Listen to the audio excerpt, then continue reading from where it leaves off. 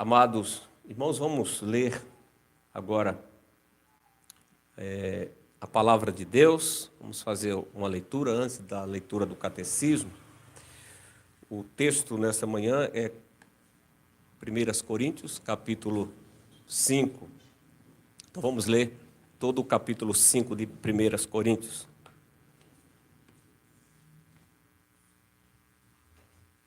Diz assim o texto: geralmente se ouve que há entre vós imoralidade e imoralidade tal, como nem mesmo entre os gentios, isto é, haver quem se atreva a possuir a mulher de seu próprio pai. E contudo, andai-vos ensoberbecidos e não chegastes a lamentar, para que fosse tirado do vosso meio quem tamanho ultraje praticou?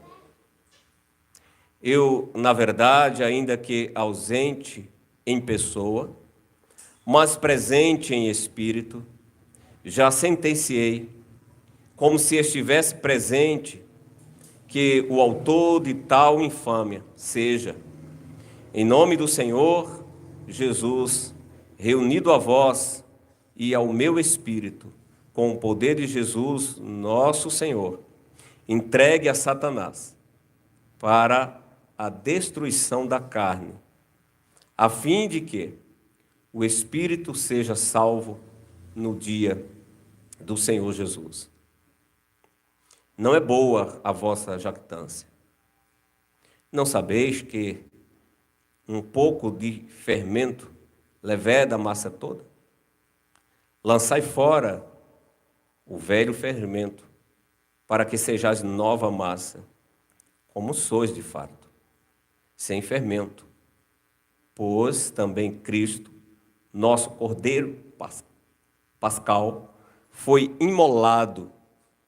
Por isso, celebremos a festa, não com o velho fermento, nem com o fermento da maldade e da malícia, e sim com asmo da sinceridade e da verdade. Já em carta vos escrevi que não vos associei com os impuros. Refiro-me com isso não propriamente aos impuros deste mundo, ou avarentos, ou roubadores, ou idólatras, pois nesse caso tereis de sair do mundo. Mas agora vos escrevo que não vos associeis com alguém que, dizendo-se irmão, for impuro, ou avarento, ou idólatra, ou maldizente, ou bebarrão, ou roubador. Com esse tal, nem ainda com mais. Pois com que direito haveria eu de julgar os de fora? Não julgais vós os de dentro? Os de fora, porém, Deus os julgará. Expulsai, pois, de entre vós o malfeitor. Até aqui, irmãos. Quero também ler o catecismo hoje, domingo 31.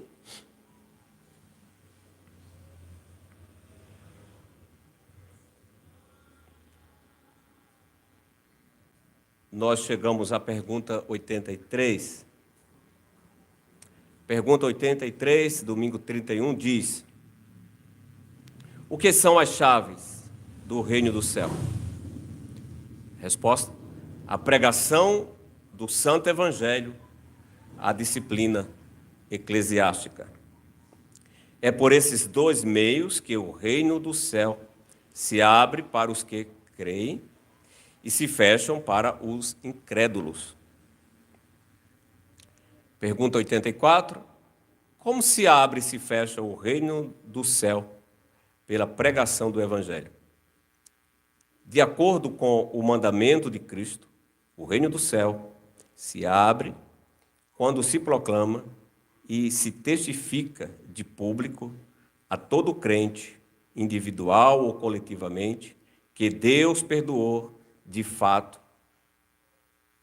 a todos os seus pecados por causa dos méritos de Cristo, sempre que aceitam a promessa do Evangelho com fé verdadeira.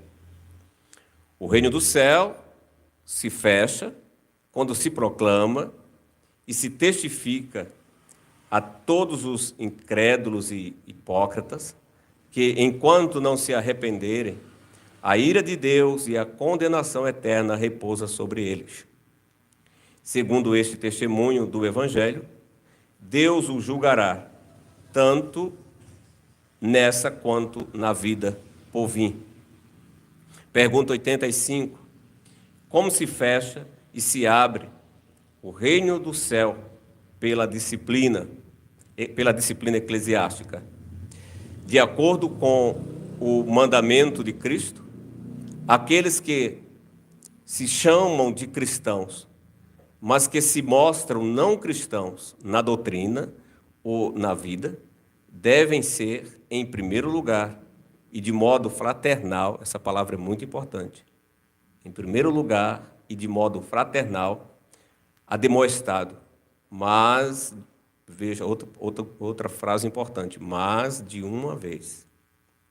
Se não abandonarem os seus erros, nem a sua impiedade, devem ser denunciados à igreja, isto é, aos presbíteros.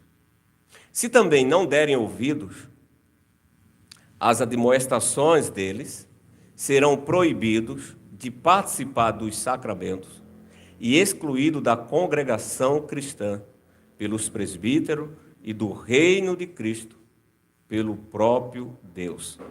Serão novamente recebidos como membros de Cristo e da igreja quando prometerem e demonstrarem arrependimento real. Até aqui, irmãos.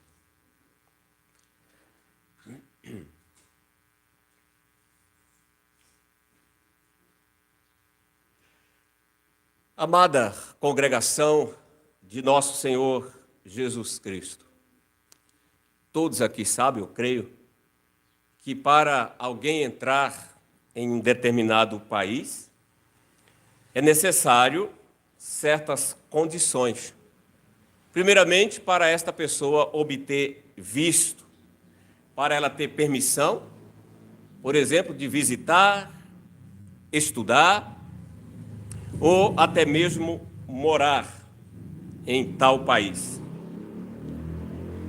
Assim, também o reino dos céus requer algo para nós. Cada país tem certos requisitos para ser atendido, não é igual para todos. Os Estados Unidos tem sua legislação, o Brasil tem a sua, e assim cada país tem, né, seu modo de lidar com essas questões. Assim, o reino dos céus, nesse aspecto, também não é diferente. Pois para entrar no reino do céu, também é necessário algo. Primeiramente, a fé no Senhor Jesus Cristo. Para se entrar no reino dos céus, é preciso aceitar pela a fé a promessa do Evangelho. E então viver uma vida de fé e de obediência. Como o apóstolo mesmo escreve aqui, nessa leitura que fizemos de Coríntios, Paulo aponta para Cristo, o Cordeiro da Páscoa, aquele que foi sacrificado. E assim é somente pela fé no Cordeiro Pascal em que Deus realmente perdoa nossos pecados. É necessário fé nisso, acreditar que foi por meio do sacrifício do Cordeiro da Páscoa que foi ali imolado na cruz, o verdadeiro Cordeiro, que podemos entrar no reino dos céus. Então, irmãos, para isso, o reino dos céus, segundo o ensino cristão, e como resume muito bem o nosso catecismo, tem duas chaves. A primeira é a pregação do Santo Evangelho, E a segunda chave para essa entrada no reino dos céus tem a ver com a disciplina. E é necessário que este exercício seja fiel. Porque por meio desse exercício, por meio dessas chaves, o reino dos céus tanto pode se fechar, como pode ser aberto. O reino dos céus se abre para os crentes, mas o reino dos céus se fecha para os descrentes. Assim, todos aqueles que são guiados pelo Evangelho, que são guiados pela disciplina, né, recebem acesso ao reino dos céus. Mas, quando uma pessoa rejeita o Evangelho, ou quando uma pessoa rejeita a exigência de seguir o Senhor Jesus, então, por meio da disciplina eclesiástica, essa pessoa será expulsa do reino dos céus. Dito isso, irmãos, nesta manhã eu vos proclamo o Evangelho com o tema: Cristo é o nosso Cordeiro Pascal que foi sacrificado para a nossa salvação. E assim eu vou destacar 3 pontos. Em primeiro lugar, esta boa notícia deve ser proclamada. Em segundo lugar, esta boa notícia não pode ser rejeitada. E em terceiro lugar, esta boa notícia deve ser defendida. Então, em primeiro lugar, irmãos, esta boa notícia deve ser proclamada. O Cordeiro foi imolado, Cristo. Paulo escreve que Cristo é o Cordeiro que foi sacrificado.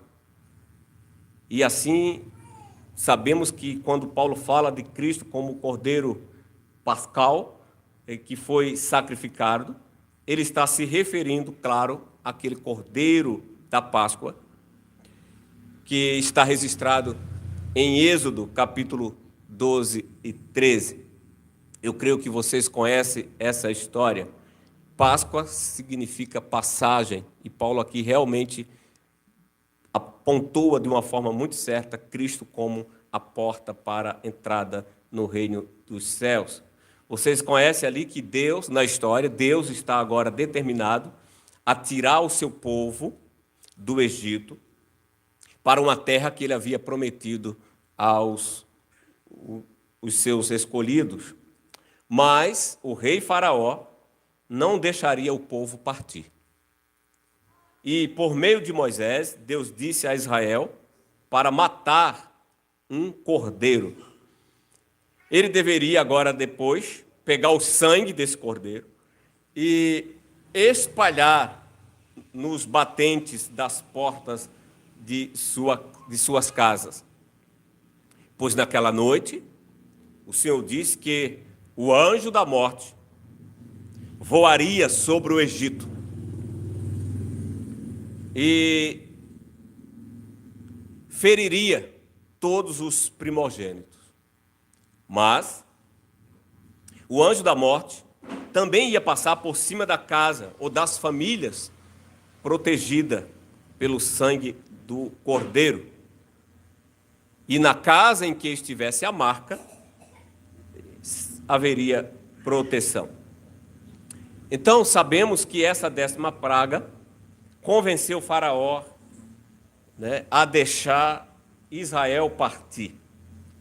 A matança do cordeiro abriu o reino para Israel. É o que podemos ver. Israel agora encontra passagem. Isso o leva ao Êxodo. Ou seja, Israel foi transportado do império do mal para a entrada na terra prometida. Assim, Paulo aponta muito bem Cristo como a nossa Páscoa, a nossa passagem. No entanto, eles tiveram que acreditar. Para que eles realmente encontrassem passagem, ou para que a porta do reino se abrisse para eles, eles tiveram que acreditar. Quando Deus, através de Moisés, disse que o sangue do cordeiro sacrificado o protegeria, eles tiveram que acreditar nisso. Eles tiveram realmente que matar, não foi simplesmente ficar no imaginário, na mente, mas eles tiveram que realmente matar. Percebe isso? Fé envolve obediência. Fé envolve ação. Então não é simplesmente dizer certo ou dizer amém aqui e não agir. Não, a fé verdadeira envolve ação. Eles ouviram a proclamação da boa nova, eles vão ser livres, mas para isso eles tinham que primeiro matar o cordeiro, espalhar o sangue nos batentes das portas de suas casas. Eles tinham que fazer isso.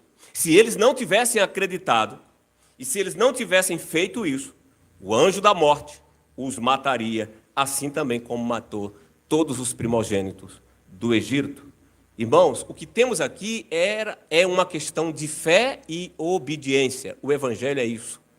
É uma questão de fé e obediência, como Paulo mesmo ensina, dizendo que Cristo é o Cordeiro da Páscoa, ou Cristo é a nossa Páscoa.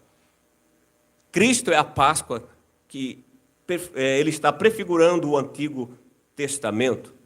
Ali o último Cordeiro pascal foi morto. Paulo havia proclamado as boas novas do Evangelho aos Coríntios. E de acordo com o mandamento de Cristo, o que Paulo está querendo ensinar é que ele chamou a congregação à fé em Cristo. Ele chamou aquela congregação a acreditar nas boas novas de que o Cordeiro da Páscoa havia sido sacrificado. E agora eles também têm acesso ao reino dos céus. O que Paulo está ensinando para eles é que, em obediência ao mandato de Cristo, Paulo foi até eles, pregou o evangelho da palavra. E, ao mesmo tempo, Paulo colocou entre eles também o ministério do sacramento. O que Paulo está fazendo é nada mais do que obedecendo o mandato de Cristo. A ordem de Cristo foi, de acordo com Mateus 28, 19, vão, preguem o evangelho, façam discípulos de todas as nações, batizando-as em nome do Pai, do Filho e do Espírito Santo, ensinando-as a obedecer todas as coisas que vos ordenei. Esta é a pregação do evangelho. Desse modo, irmãos, eles deixaram com que a palavra e o sacramento agora atuassem na vida deles. E assim, eles estão chamados a prestar culto em adoração a Deus. O nosso Senhor Jesus Cristo, e isso é importante para nós, está presente no culto. Assim como Cristo também está com eles. Mas eles estavam contaminando o culto. Paulo vai deixar claro para isso. Para que agora eles sejam purificados, é necessário que a disciplina venha a ser executada. Isso é algo fundamental para os nossos dias, para o culto de adoração, para a assembleia de adoração, para o povo da eleição. Nós devemos ter esse reconhecimento que nós não estamos aqui para simplesmente nos divertirmos, mas nós estamos aqui com a consciência de que Cristo está entre nós para ser adorado. Cristo está entre nós, falando conosco. Ele fala pela palavra, ele fala pelos sacramentos. Sim, irmãos, quando nós nos reunimos em adoração, nós temos comunhão uns com os outros. E isso é importante. Porém, mais importante ainda, é que nós temos comunhão com Deus. Estamos aqui, antes de tudo, para ouvir a palavra de Deus. E quando Ele nos anuncia a boa nova, quando Ele nos anuncia aquilo que fez por nós em Cristo, por meio da pregação da palavra e dos sacramentos, devemos prestar-lhe adoração, louvor, gratidão. E isso, irmãos, aqui serve para todos os membros da igreja. É uma questão que envolve toda a congregação. Posso dizer, envolve toda a família da fé. O culto é para nós e para nossos filhos. Um bebê, por exemplo, não é trazido à igreja só para receber o santo batismo. e agora ser levado para a sua casa e ficar lá por vários anos, aprendendo até que ele tenha condição de ter capacidade para ouvir o Evangelho e ficar quieto no culto. Não. Nós não esperamos que os nossos filhos tenham a idade suficiente para vir para o culto, onde eles possam agora participar do culto. Pelo contrário, nós trazemos nossos filhos também pequenos para o culto, porque sabemos que o culto também pertence a eles. Para isso, irmãos, hora ou outra, a mãe, o pai, precisa tirar a criança, sim, por um momento do culto, de repente para levar ao banheiro, ou para disciplinar esta criança, ensinando a ela que ela está num ambiente de culto. E alguém pode questionar, mas isso não é constrangedor? Eu posso dizer não. Não é, porque como pode ser constrangedor? Ou como pode ser perturbador ver os pais ensinando fielmente aos seus filhos a se sentarem sobre a pregação do Evangelho e acreditarem no Evangelho, que é a porta para a entrada no reino dos céus? Isso não é constrangedor. Eu posso dizer que é muito mais constrangedor quando vemos pessoas velhas, adultas na igreja, que não são criança, ficar usando, por exemplo, o celular durante o culto, mexendo no aparelho telefônico constantemente, vendo mensagem no WhatsApp, ou não sei, quem sabe até jogando no culto. Isso sim, eu posso dizer, é perturbador para a congregação. Posso dizer que também é constrangedor ver o adulto dormir no culto, ver o adulto conversando, ou sussurrando com o irmão ao lado. Ou eu posso dizer que é até constrangedor ver o adulto fazer gesto para a criancinha que está ao lado ou na sua frente, fazer gracinha para a criança. Eu posso dizer que isso é constrangedor. É constrangedor para os outros adoradores, porque distrai. É constrangedor também para o pregador, mas ainda é mais constrangedor, mais perturbador para Deus, porque é um desrespeito ao santo Evangelho, a pregação do Evangelho. Nós estamos aqui para realmente ouvir a pregação. Todos nós precisamos e ter consciência disso. Todos nós precisamos sentar fielmente, irmãos, a cada domingo, sobre a pregação do Evangelho. Todos nós precisamos desta chave. Aprender o Evangelho, aprender a crer em Cristo cada vez mais. Para que todos aqueles que creem no Evangelho, o reino dos céus se abre. Assim, a pregação do Evangelho, irmãos, funciona como uma chave. O Evangelho abre a porta para você poder entrar. Cada domingo que você vem à igreja e ouve a pregação, isso aguça a sua fé, isso estimula a obediência, isso estimula a comunhão. Isso testifica ao seu coração que no dia do juízo você vai estar em pé diante do Senhor, sem nenhum temor. O anjo da morte passará longe de você. Do contrário, se você é aquele que rejeita o Evangelho, a disciplina entra em ação. A questão, meu irmão, é: você aceita a promessa do Evangelho? Você que está aqui nesta manhã? Você acredita nisso? Você acredita nas boas novas? De que todos os seus pecados foram perdoados tão somente por causa do sacrifício de Cristo na cruz, como ensina o nosso catecismo? Se você acredita nisso, eu posso dizer que o céu está aberto para você. Mas se você não aceita esta verdade, por verdadeira fé, ao contrário de você ser recebido, você será rejeitado. Então esta mesma pregação fecha o reino dos céus para você. Se você não acredita nesta verdade, a ira de Deus repousará sobre você. Posso dizer o seguinte: imaginando Moisés falando com os israelitas, dizendo que eles deveriam matar e sacrificar o cordeiro e espalhar o sangue nos batentes das suas portas. Mas imagine agora, depois daquela assembleia ter ouvido as palavras de Moisés, disserem: tudo bem, Moisés, mas nós primeiro não acreditamos em você. Não acreditamos que você seja profeta. Segundo, Moisés, não vamos matar um cordeiro, porque nós não acreditamos nessa besteira. Um sangue na porta nos livrar da ira de Deus. Se eles tivessem se comportado assim, eles teriam rejeitado o Evangelho e, com certeza, eles experimentariam a ira de Deus naquela noite. É uma questão de obediência. O Evangelho é uma questão de obediência. Não é um simples ouvir. Assim hoje, irmãos, posso dizer que aqueles que rejeitam também a pregação, que vem para o culto a cada domingo, mas durante a semana se comporta como se o Evangelho não fizesse parte da sua vida. Pode ser que esses, no dia do juízo, também experimentarão a justa condenação de Deus. Por quê?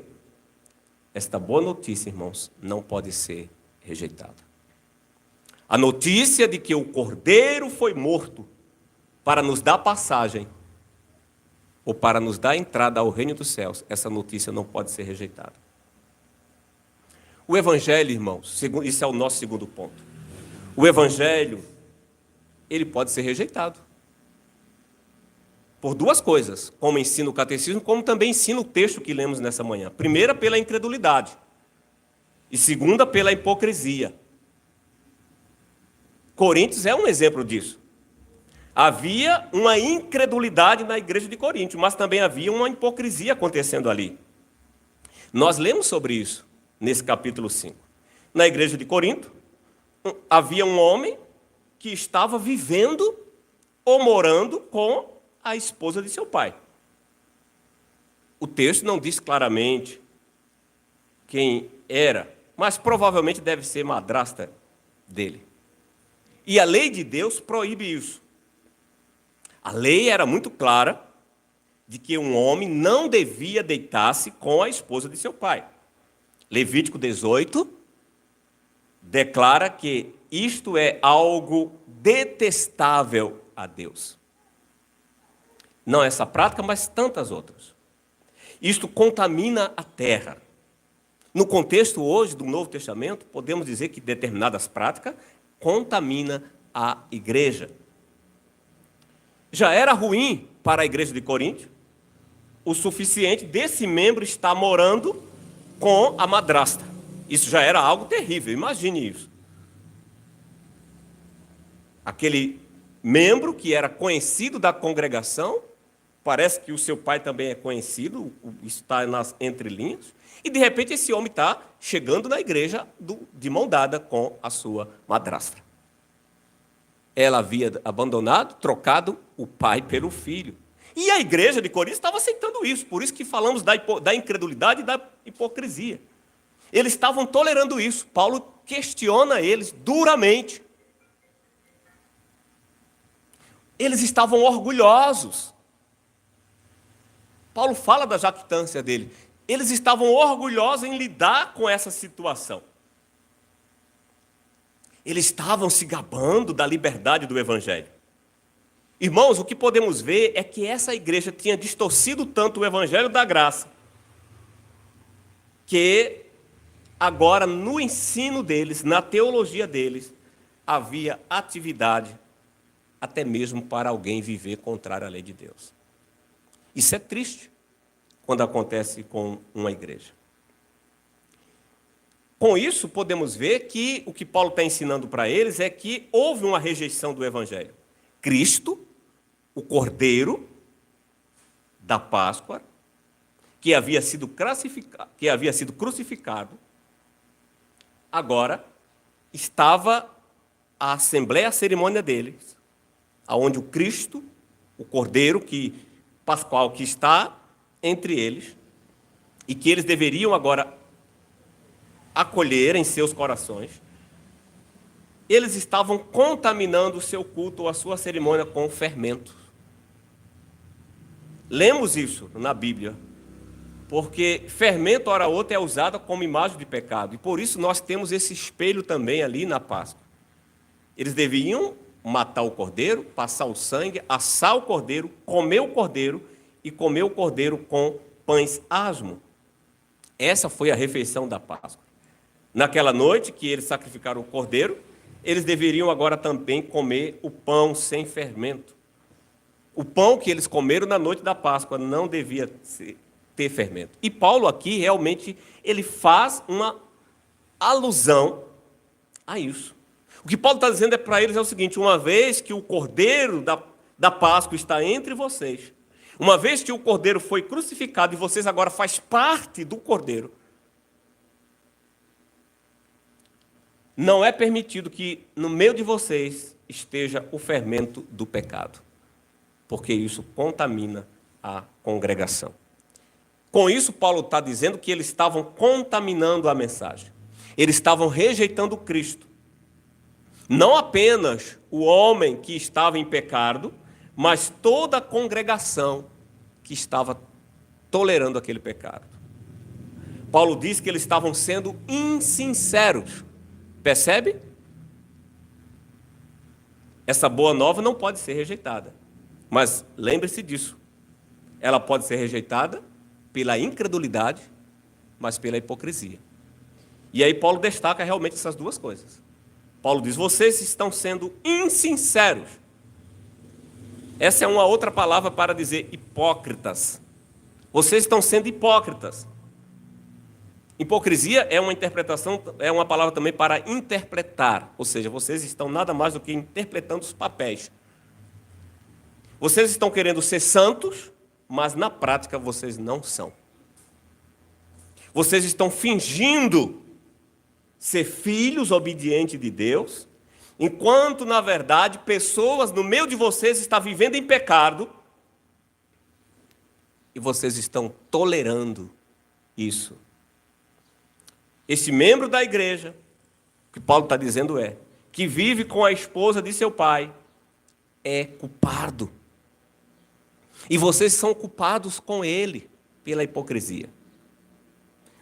O mesmo, irmãos, que aconteceu na igreja de Coríntios, também pode acontecer na igreja de hoje. A mensagem aqui, irmãos, é que o reino dos céus está fechado para aqueles que rejeitam o sacrifício de Cristo na prática.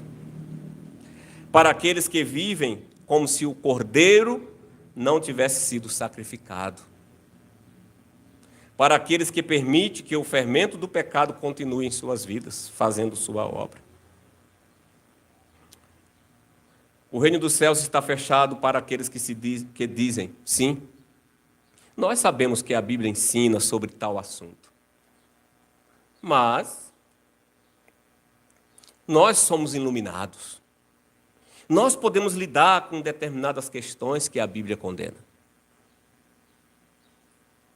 Isso é um perigo.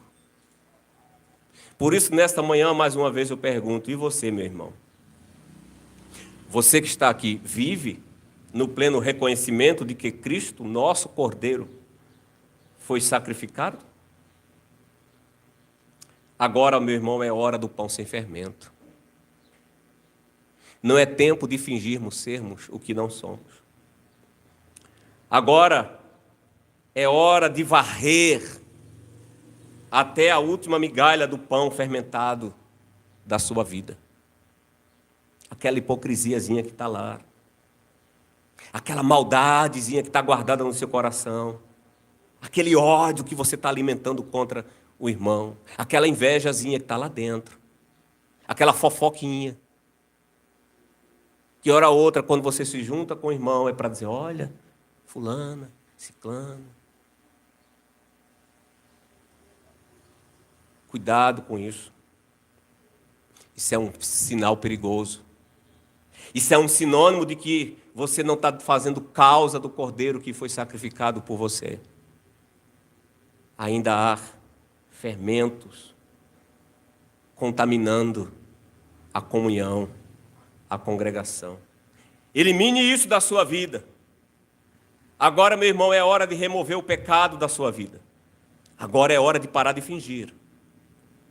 É o tempo, agora é hora da sinceridade, como Paulo fala. É hora da verdade. Posso dizer, meu irmão, a alerta está aí. A alerta é real. A alerta dessas palavras do apóstolo Paulo deve ser ouvida por todos. O aviso de que o reino dos céus, irmãos, está fechado para os incrédulos. O reino dos céus também está fechado para os hipócritas. É muito fácil, às vezes, pregar essa ira de Deus para os incrédulos, para os que estão lá fora. Mas é mais difícil, muitas vezes, reconhecer a hipocrisia que muitas vezes está no nosso meio. Às vezes, na nossa própria vida. É mais fácil apontar o dedo para as pessoas. É mais fácil apontar o dedo para a hipocrisia das pessoas, para a maldade das pessoas, para a incredulidade do ímpio.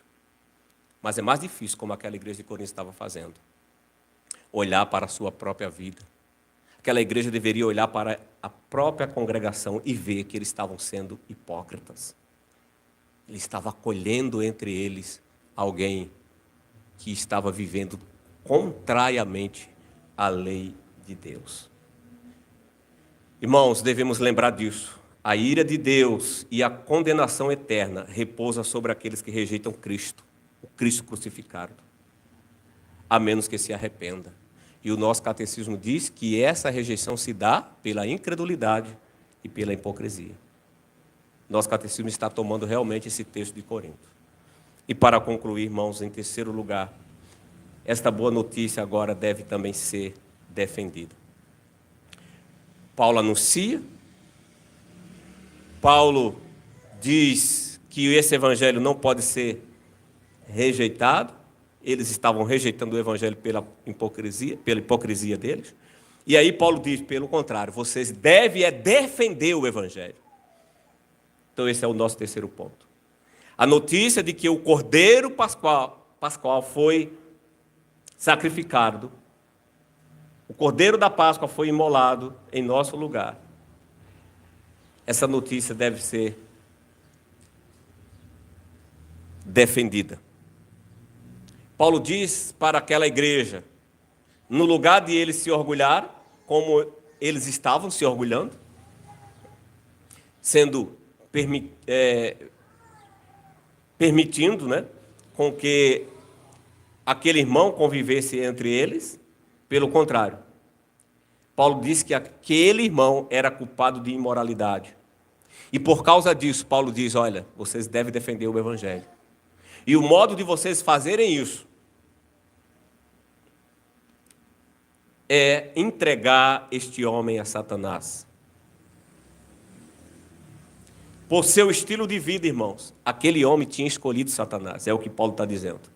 E, portanto, agora, Paulo diz que aquele homem deveria ser entregue a Satanás. Ou seja, a disciplina deveria ser exercida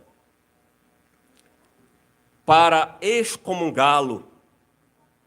Paulo aqui fala sobre não se associar mais com ele. E aí Paulo vai dizer, olha, se um homem ou se alguém se chama de irmão, e o que Paulo quis dizer é, mas se sexualmente ou moralmente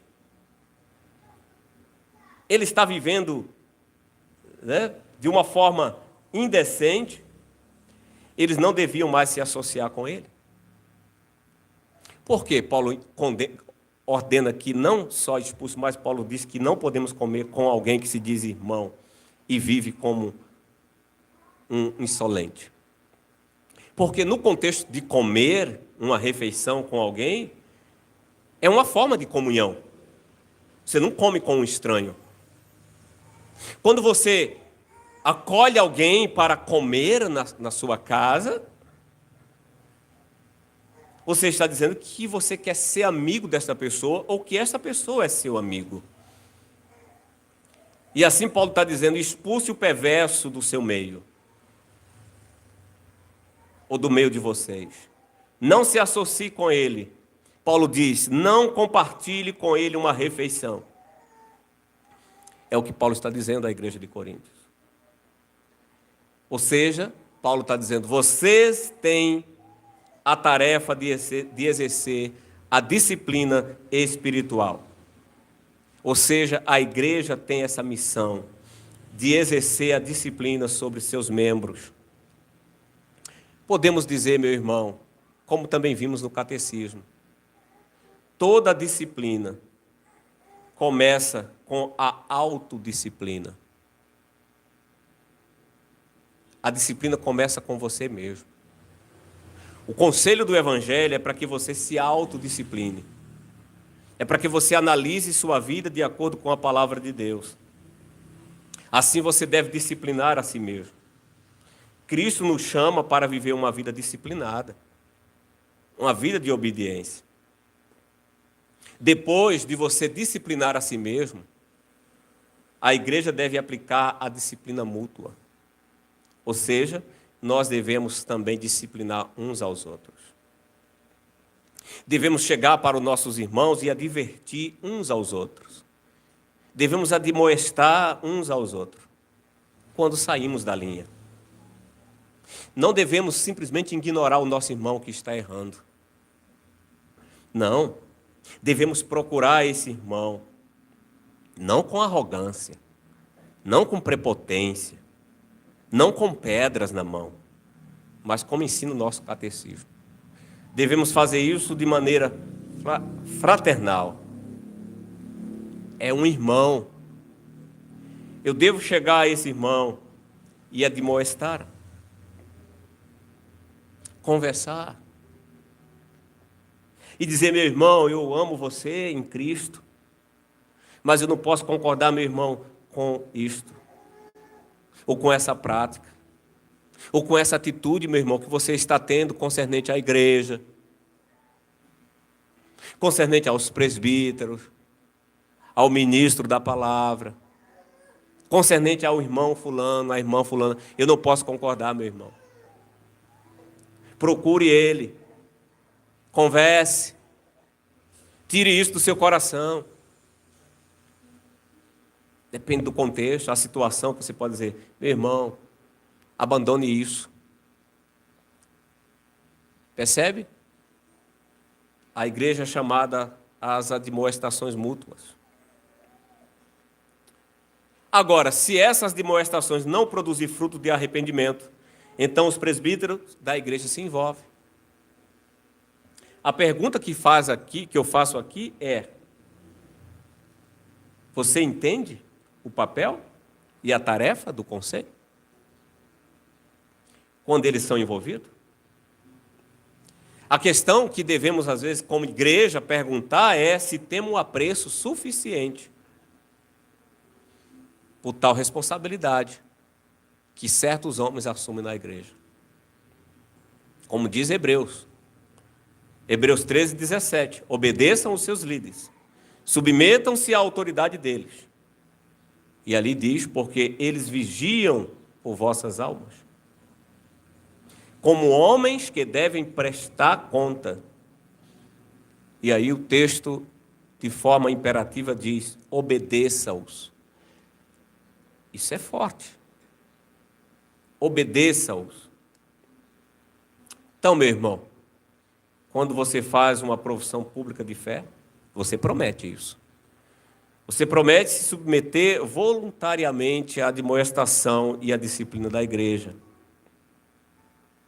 Se acontecer, a pergunta ali é feita: se acontecer, caso de você se desviar da verdade em sua doutrina ou conduta. E você responde sim. Porém, meus irmãos, uma coisa muito descontente é que algumas vezes, quando o conselho fala com alguém sobre a doutrina ou sobre a conduta, ele não se coloca à disposição. E às vezes,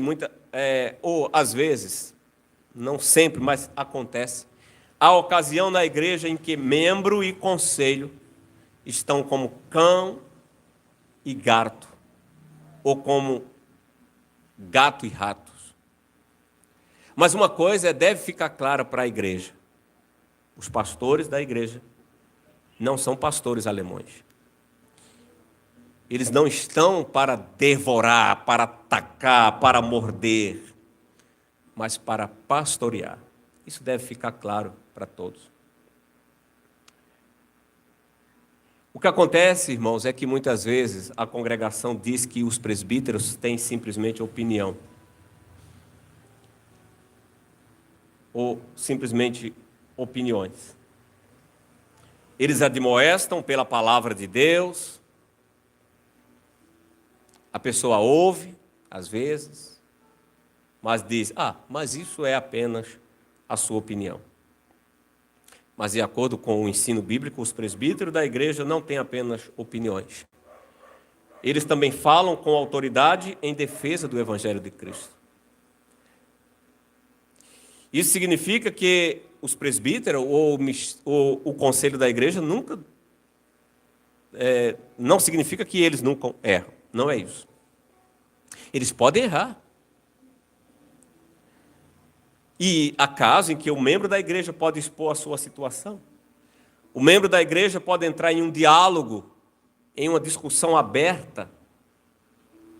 Mas, é claro, para todos nós.